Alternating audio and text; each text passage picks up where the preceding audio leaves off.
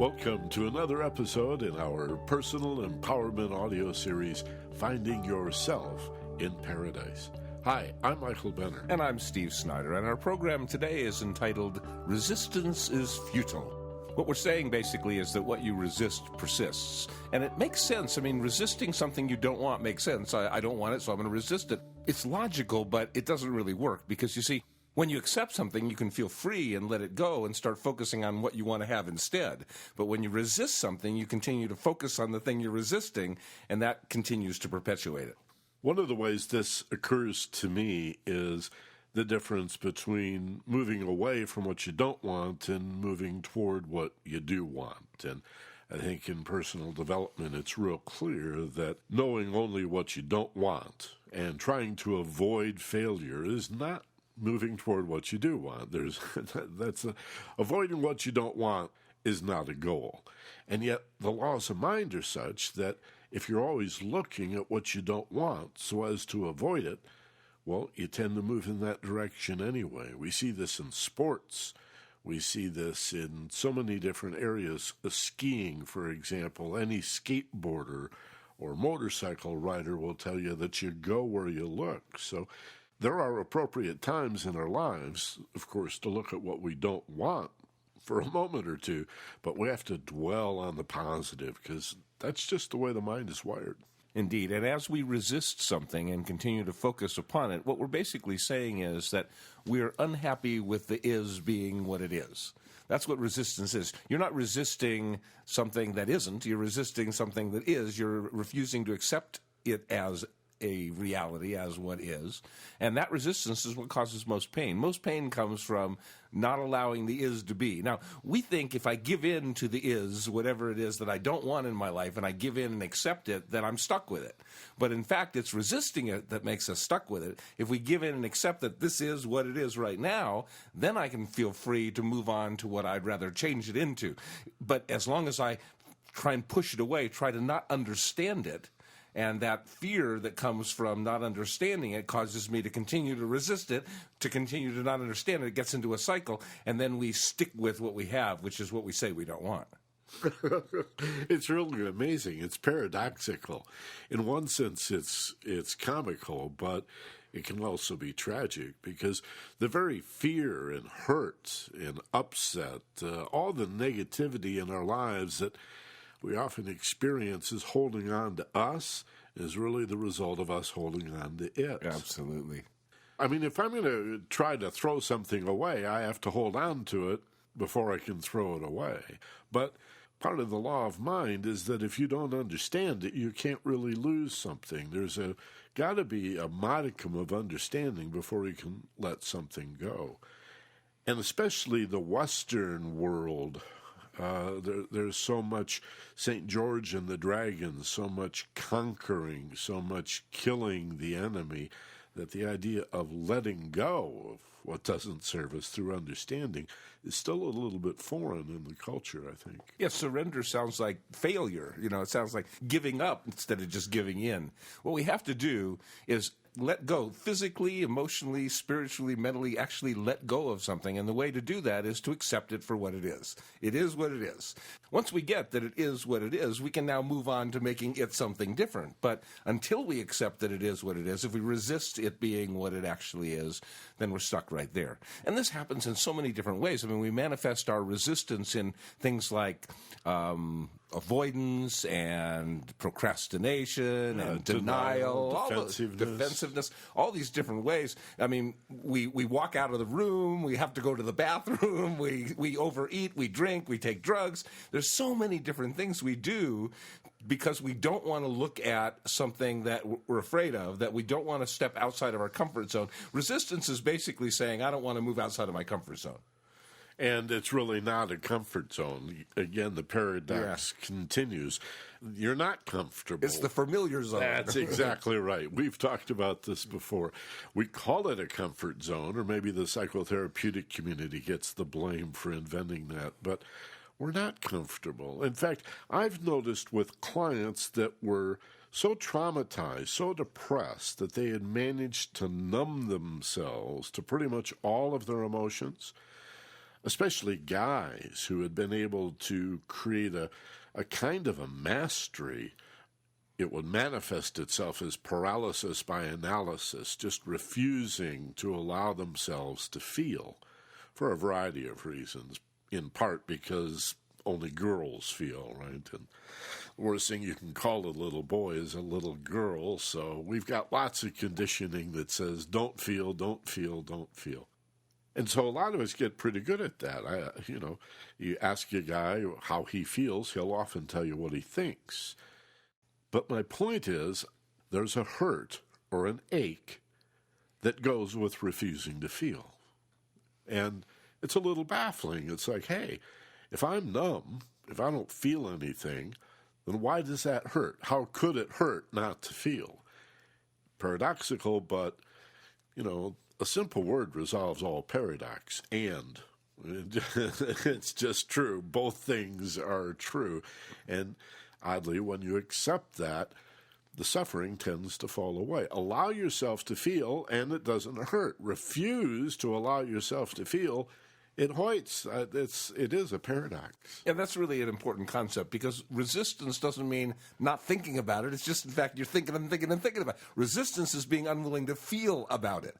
What you're resisting is the pain, the emotional hurt or the anger or the fear or the disgust or the contempt or whatever that negative feeling is that you don't want to feel. That's what you're resisting. I don't want to feel those things. In any real depth, any meaningful depth. Right. That's what we're talking Yeah, about. I don't want to go any deeper into them. I already see that it's painful over there. It hurts enough on top. I don't want to go into that. Right. Yeah. And it's like that's the only solution. George Harrison said it's so far out, the way out is in. The only way to get through stuff like that is to go into it. It can't hurt you unless you give it permission to. That is, unless you allow it to cause you to hold your breath and tighten your muscles and cause yourself pain, it doesn't really have the power to hurt you. If you breathe into it, if you allow yourself to be relaxed, if you approach it from this place of paradise where you find your higher self that can handle these kinds of feelings, you can go into all these feelings very, very deeply without any resistance, just total acceptance of all the feelings that are there. It won't hurt you, and in fact, you'll emerge on the other side with an amazing resistance to the resistance. You don't have to resist it anymore. Now you have an acceptance of it as part of what you know you can handle, because you just did. Yeah, we can prove this to ourselves. I proved it to myself when I began to experiment with, and I think initially it really was a little experiment, hypnoanesthesia, pain control at the great dentist. metaphor. And I remembered, even though I'd taken Silva Mind Control in the early 70s, and by the early 80s was working with you in Sherman Oaks at Live and Learn, and learning so much about the state of mind we can move into when we feel safe and relaxed, and we use breathing and a feeling of letting go to create a state where we're amenable to suggestion. And so let's try it at the dentist. I've heard this really works. And if I could get just a nice picture in my mind, well, how do you get a picture of no pain? All right, well, I thought some of the classical techniques are like imagining the area frozen in crushed ice, or maybe I could imagine throwing switches I imagine those big knife switches in the old Frankenstein movies, those giant, imagine little versions of that inside my mouth, and then also gave myself verbal suggestions, albeit silently in my own head. I'm giving myself positive suggestions, and for a while it was no pain, no pain, no discomfort. But then I realized there's got to be a better way of doing this without invoking the very thing I'm trying to avoid. I got to only pleasant and pleasurable feelings. And the fact was, when I allowed myself to feel how it felt, the dentist's drill and what he was doing, I could relax to the point where I could always feel what was going on, but never feel anything that I would describe as pain. It was as if I felt it, but at a certain point where it would have otherwise become painful, that part was cut off somehow. But if I resisted feeling anything at all of a sudden, my back would begin to arch, my muscles would tighten, I would white-knuckle the armrests of the dentist chair, and sure enough, that's when the sensation came back. Now I'm starting to feel more pain. It's the resistance to pain, whether it's physical pain or emotional pain or a spiritual lesson we need to learn. It's the resistance that hurts. Yeah, pain is a great metaphor for that, because if you allow yourself to call it something else, call it pleasurable pressure or something instead of pain, find a different name for it, it doesn't really hurt. I mean, there's a threshold. We all have a pain threshold. Every human being has a different one, and there's a point at which if you were tortured, you'd call it pain, you know. But we have a tremendous latitude in terms of what we call simple discomfort, and where we draw the line and cross that line and call it pain. And I remember I do regular body work, and I have do resistance training and stretching and all that kind of stuff. And when I first started, my muscles were very, very stiff. And he would stretch me out. It really hurt. I mean, like a muscle cramp hurt. You know, it really hurt. Now I experience that same feeling. It's the same level of intensity, but it doesn't hurt anymore. You know, because before I was anticipating that it was going to happen, and I started tightening up my body, and I started holding my breath, and then my brain said, this is going to be dangerous, and it amplified the power of that pain. And now I go, well, I know it's going to be less than what I've experienced before, and that wasn't a big deal. So now I'm relaxed, and I'm breathing, and my brain takes that same amount of pressure, but now it calls it a little stretch. You know, it doesn't hurt. It just doesn't hurt because I don't think it does. A classic yin and yang around Eastern and Western cultures can be seen in this very thing, Steve. What you're describing often is called yoga, the hatha yoga, the asanas that you do.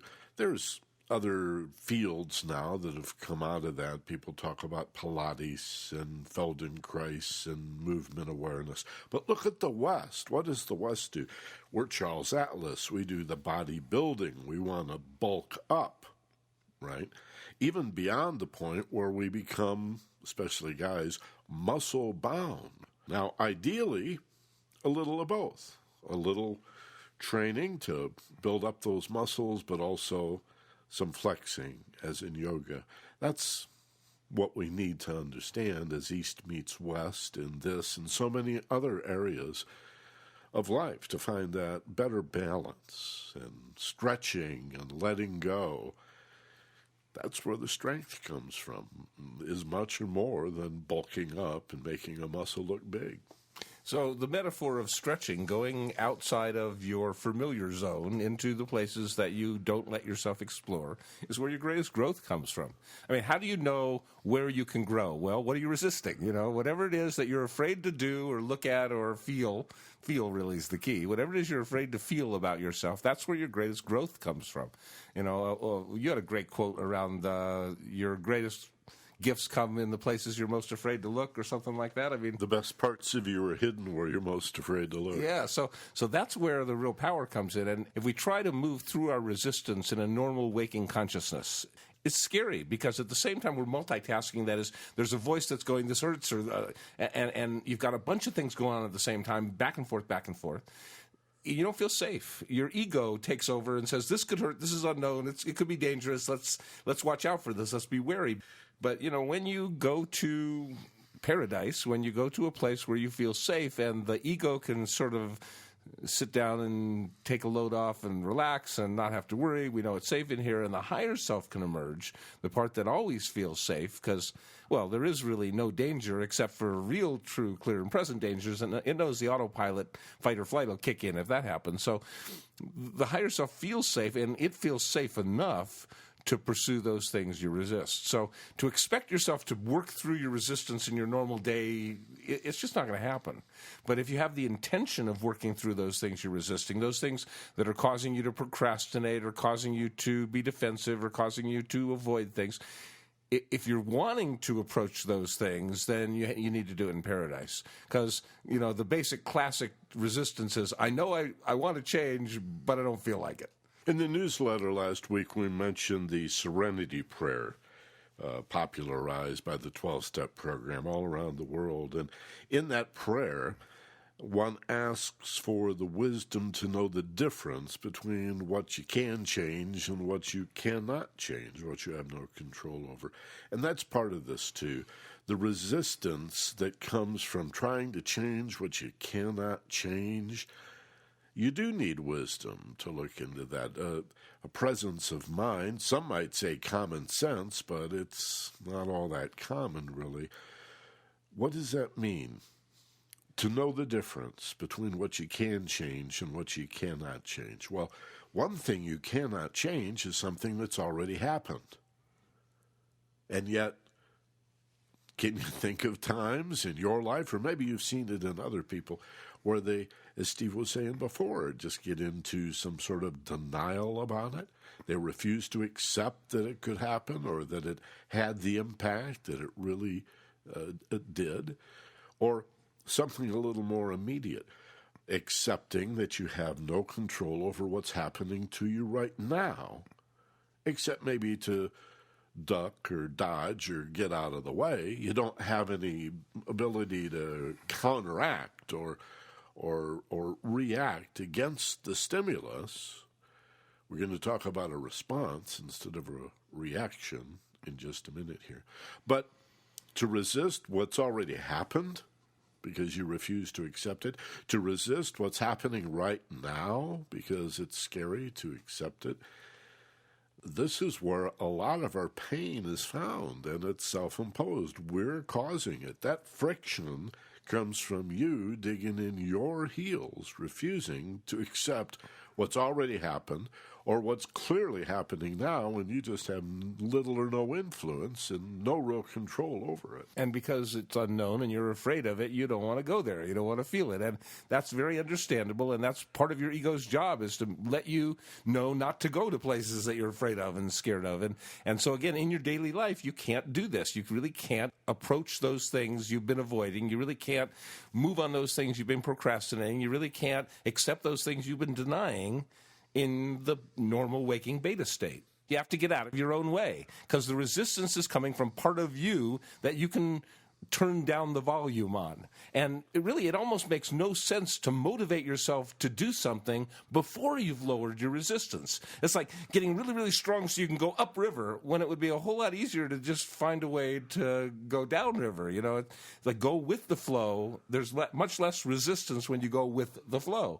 It's fighting the river. It's fighting the is. It's not accepting what is as is that causes the pain, that causes the difficulty. So it all starts with getting out of your own way by getting out of the normal waking beta state and moving into this paradise place, this alpha state. And in this place, the higher self can emerge, the ego can quiet down, and the higher self can handle approaching those things that the ego is afraid of, because the higher self's not afraid of feeling things.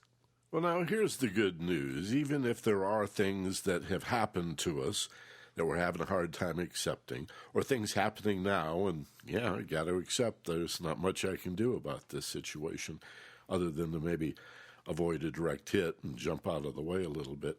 You do have control. You have choices over how you look at it and what you do with it. Understand the threeness of this model: stimulus, perception, response. You have little or no influence over stimulus. You can't control the weather. You could dress for it. That's what we're talking about in so many areas of your life. It's frustrating to admit you can't control other people.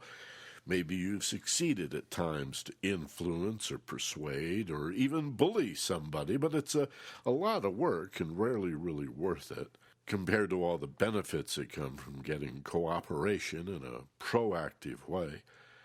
So look at where you do have choice. You have choice in how you look at it, your perspective, your point of view. This is attitude, really. You get to choose your attitude. Nobody can take that away from you. You have the freedom to choose how to frame this, how to look at it. You'll always have that. That's pretty wonderful. And you can choose your response, which Steve and I like to distinguish as different from a reaction, the reaction being rather reflexive, knee-jerk, without really thinking about it. A response is even-tempered and well-reasoned. It can happen quickly, But nevertheless, it's a conscious response, whereas reaction I tend to think of as reflexive and unconscious.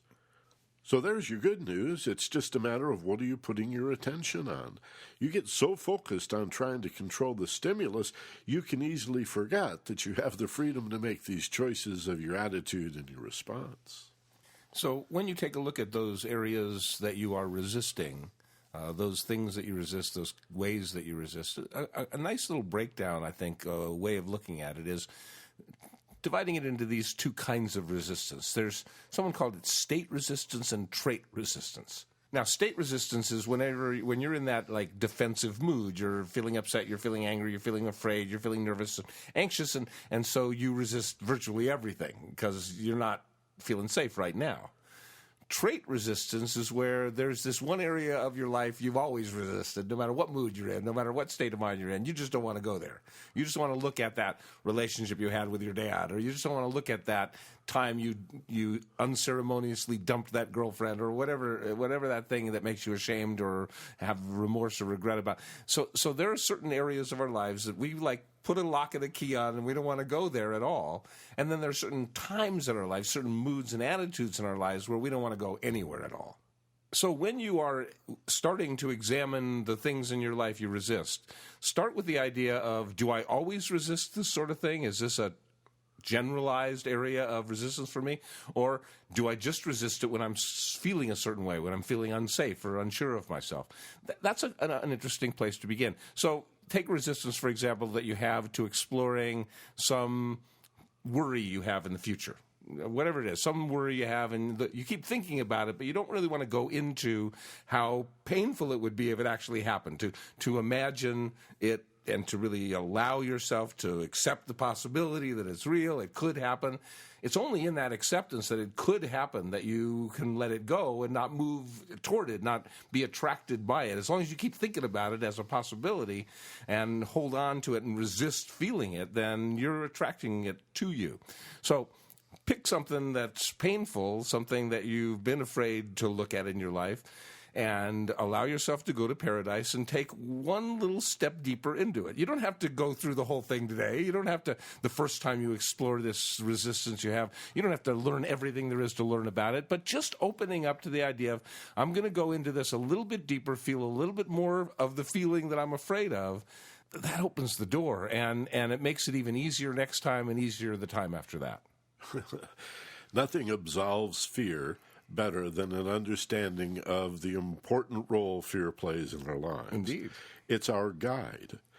Now, my friend Andrew Harvey said to me once, he said, I do believe it's important to follow your heart, but I think it's even more important to follow your heartache. And Wow. One of the reasons I love Andrew is he comes up with these really profound revelations from the contemplation that he does.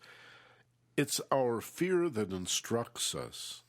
It's what we're afraid to even look at or think about, to experience, even in our imaginations, that is the source of so much of our pain and so many of the problems that we then project on the world and look out into the world to try to rationalize this immobility, this difficulty, this maybe failure by blaming it on these external elements, when it's all made up, it's all invented.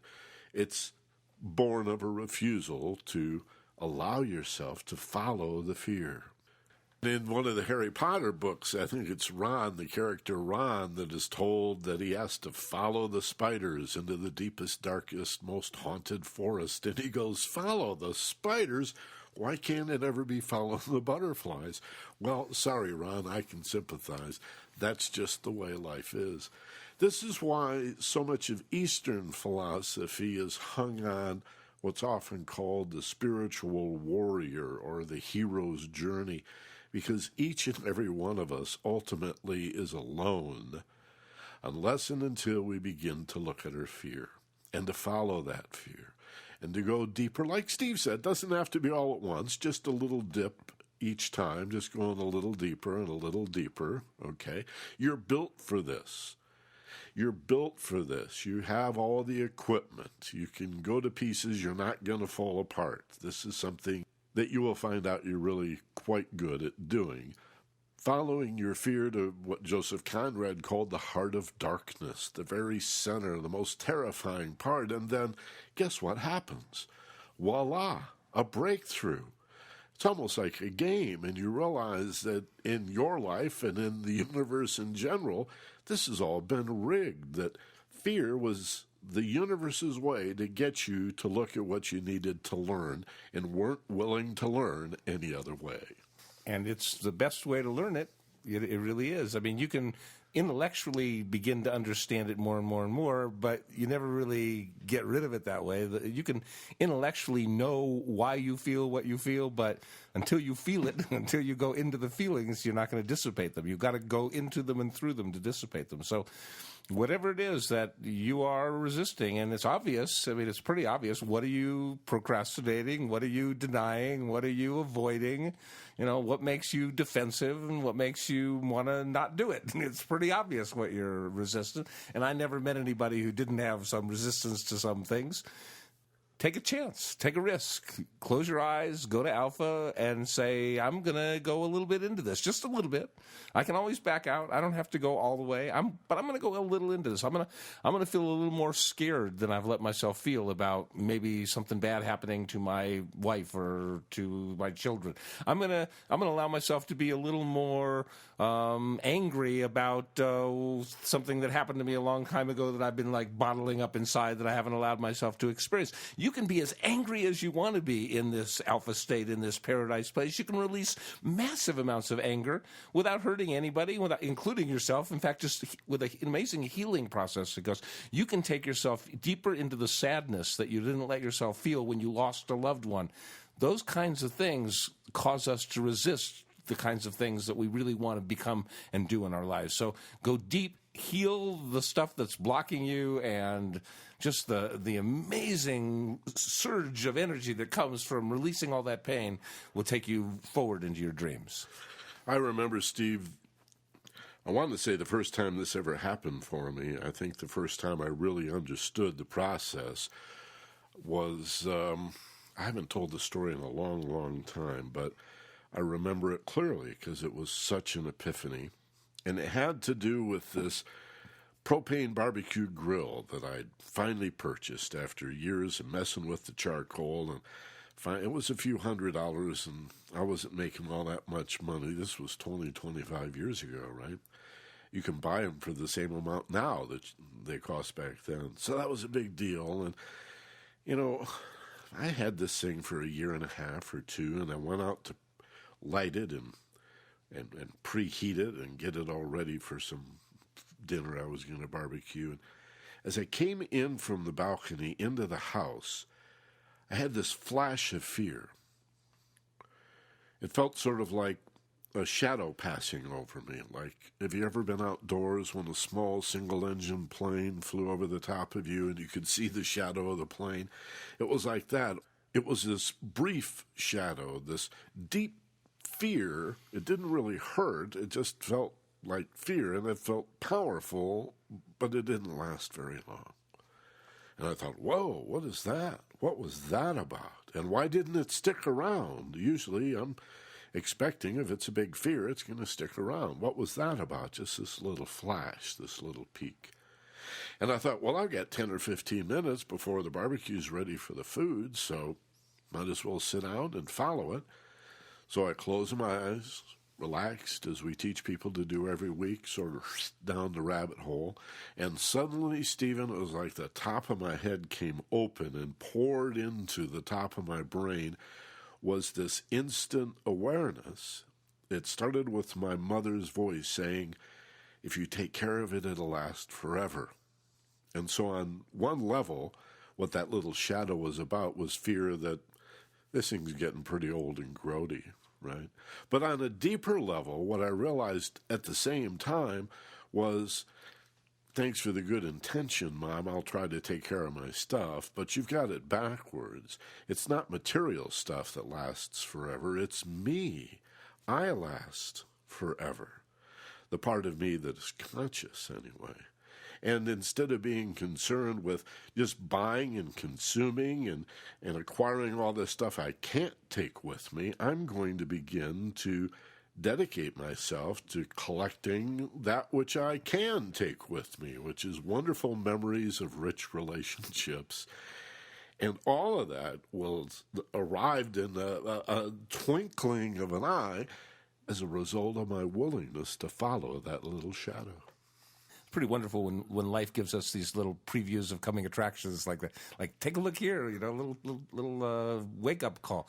Most people don't follow those wake-up calls. Most people are too busy to take those few minutes to sit down, close their eyes, and explore those things. But that's a great doorway in when you feel those pangs of fear, when you feel those, like things that cause you to stop and get scared for a moment. When that happens, that's a good time, if you can, to either right now or as soon as possible, sit down and explore in these altered states of consciousness that, we call paradise. In fact, I think it's about time to do that right now. I think we need to explore how safe you feel to go into those things you've been resisting, to go into those feelings you've been unwilling to feel, how safe it is to do that here in this incredibly wonderful place of paradise.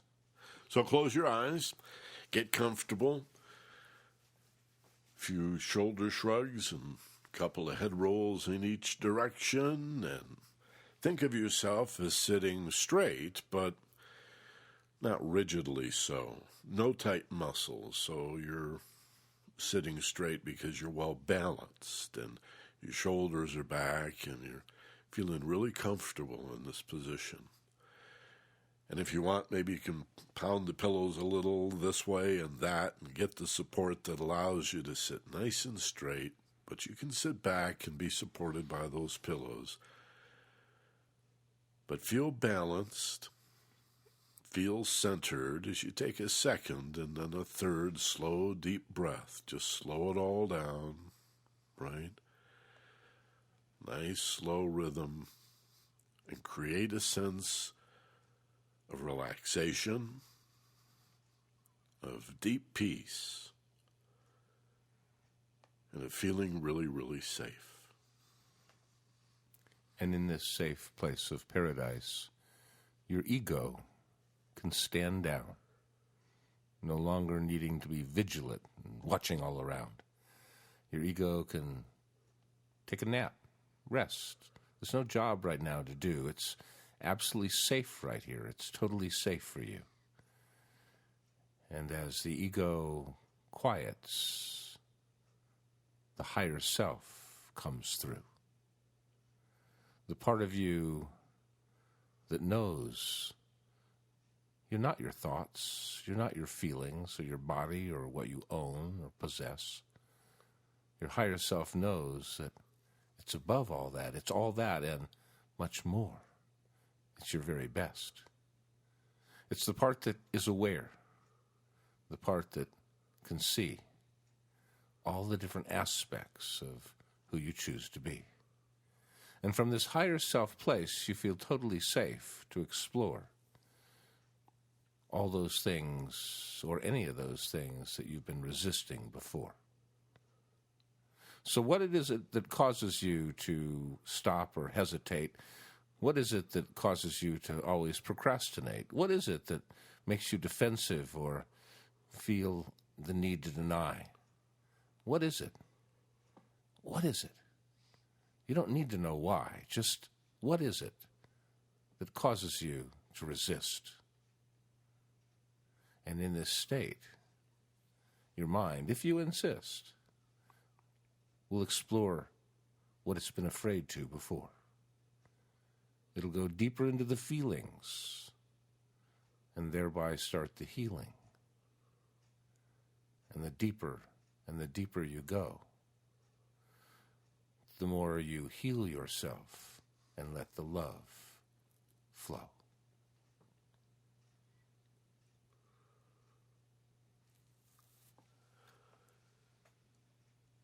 Consider that life is a two-way street.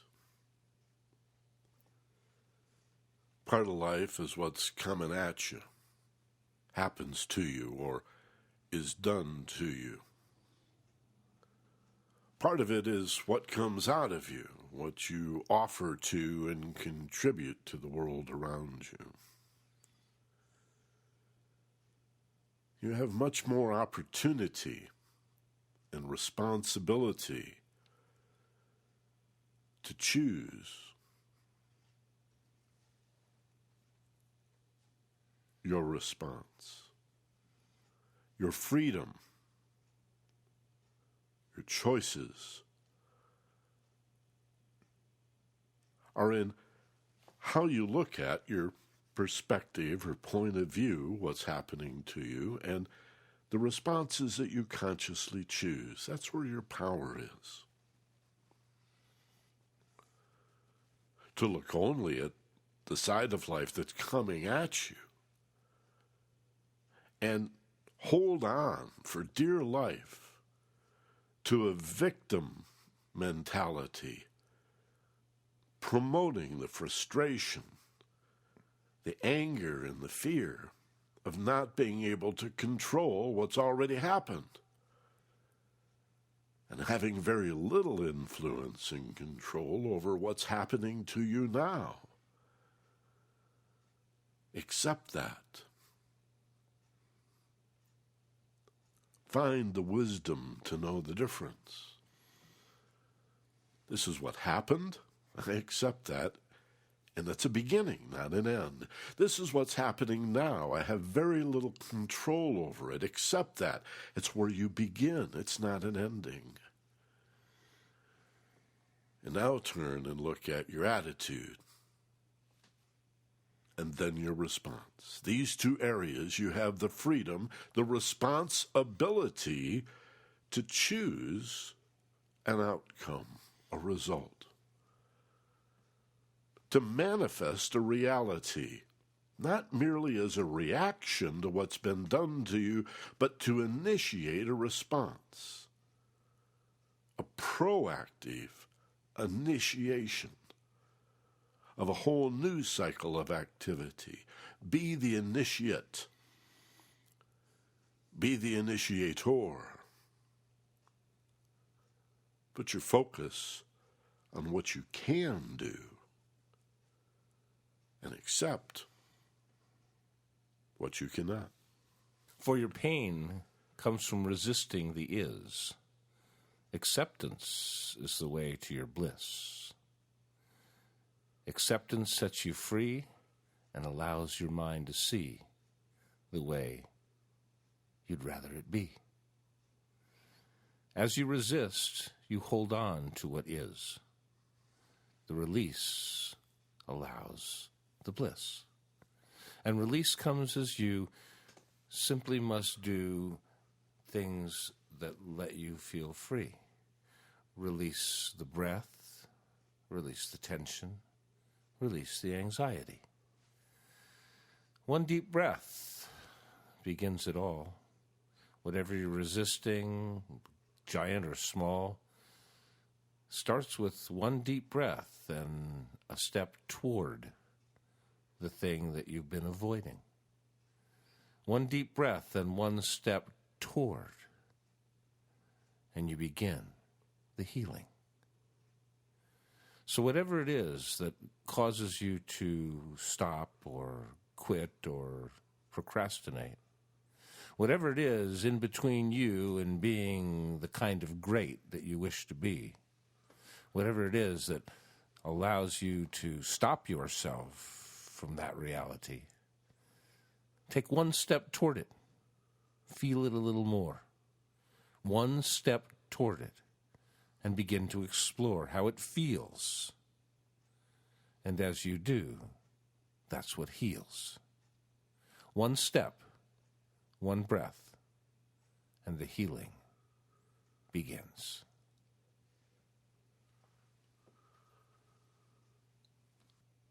Imagine how it feels to play a game of tug of war.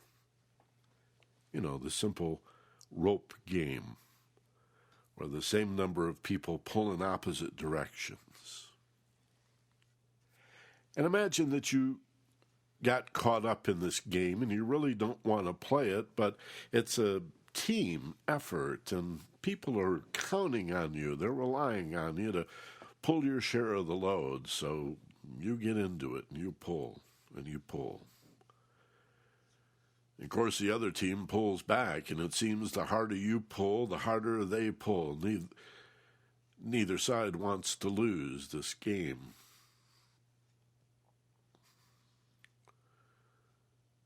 I bet you know that frustration. I'd like you to consider letting go, putting down the rope. Especially if it's a one-on-one tug-of-war, you and one other person at home, you and one other person at work or at school, a friend, some dynamic that's you and one other person, and you're tired of pulling on the rope. Give it to them.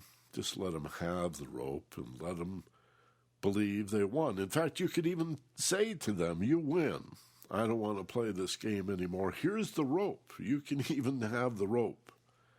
And declare yourself the winner of this game, if only I don't have to pull anymore.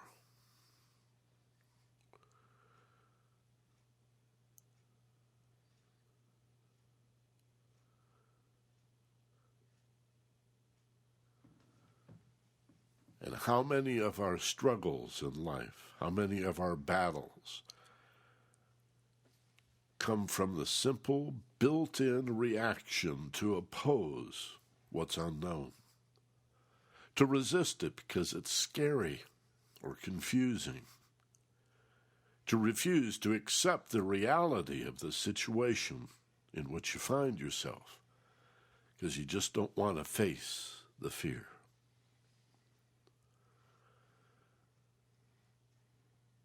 Take some ownership. Face the fear. Even if it's just a little bit at a time. Face a few little fears. Take some baby steps in the direction of unmasking what seems to haunt you. Of taking a second lingering look at something you keep turning away from. Of pulling on what you consider to be your faith, religious, spiritual, philosophical, and finding the strength to look a little longer at the very things that have always frightened you. And I promise you, amazing things happen. An interplay of shadow and light in which you will realize how empty the shadow is, and that you are the light that vaporizes that ignorance. So look closely at your struggles inside. And which one would you like to subside? Which one would you like to create being less each day? Which struggle would you most like to make go away? And explore. Take one step more. And the more you feel, the more you heal, and the more the struggle subsides. Just focus on feeling just a little more inside. Whatever it is, wherever you go, wherever you shine that light, whatever you explore that hurts inside, whatever you deny or fight, shine the light, feel the pain or anger or fear within. Just feeling it, just feeling a little more of it allows the healing to begin. Just feeling a little bit more of it, and the healing does begin.